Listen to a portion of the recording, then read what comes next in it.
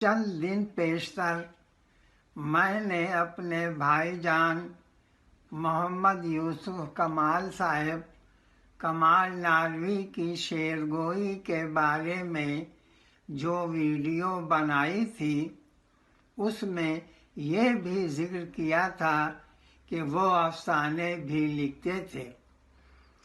ان کے افسانوں کے قلمی مجموعے ابھی تک شائع نہیں ہو سکے۔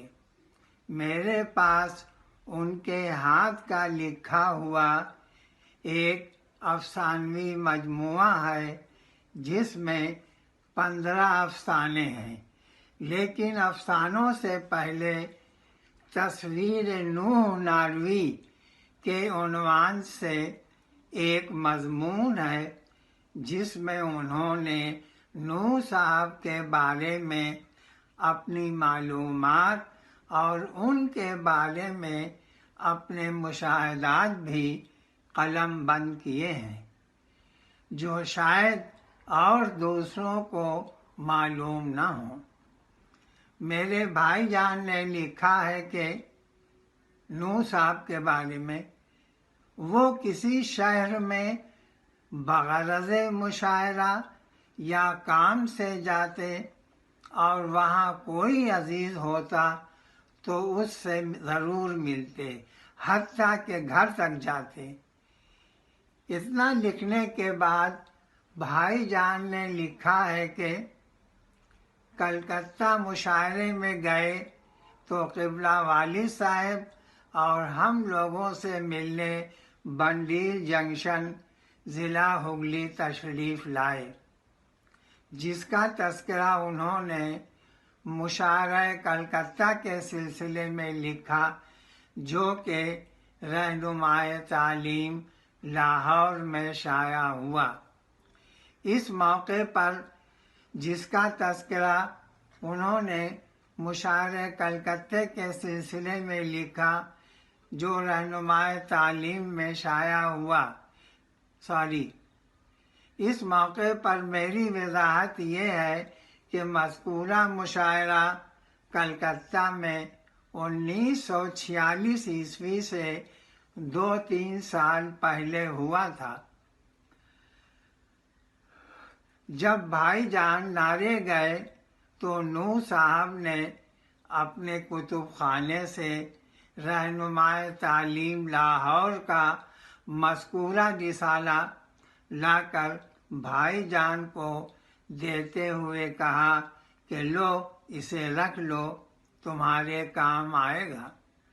نوح صاحب کی اقربا نوازی کی ایک مثال اعجاز نوح کے صفحہ نمبر 199 پر گورکھپور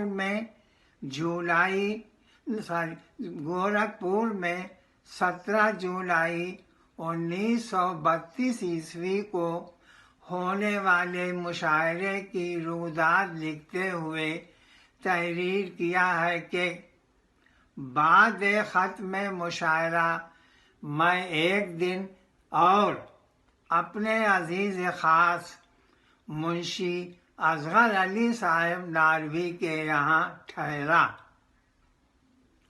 وہاں بھی اس دن مقامی شعراء موجود رہے۔ بھائی جان نے نوح صاحب کے بارے میں لکھا ہے کہ انہوں نے اپنے داماد حافظ ریاض مرحوم کو فن شاعری کے متعلق بہت کچھ بتایا۔ کہتے یعنی نوح صاحب کہتے اگر ریاض میاں کوشش کرتے رہے تو میرے بعد میرا نام چلانے کے قابل ہو جائیں گے۔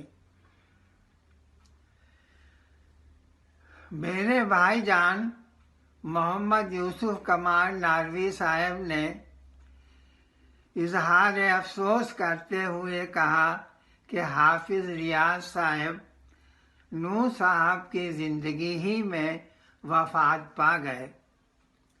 ریاض صاحب کے اشعار کے بارے میں ایک ویڈیو بناؤں گا جس میں ان کے حالات تو زیادہ نہیں بلکہ ان کے اشعار پیش کروں گا۔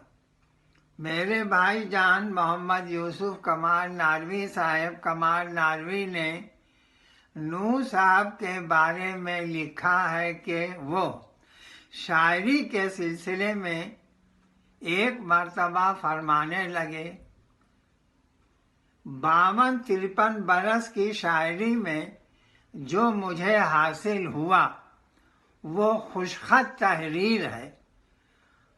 فن تو خیر اپنی جگہ ہے ہی۔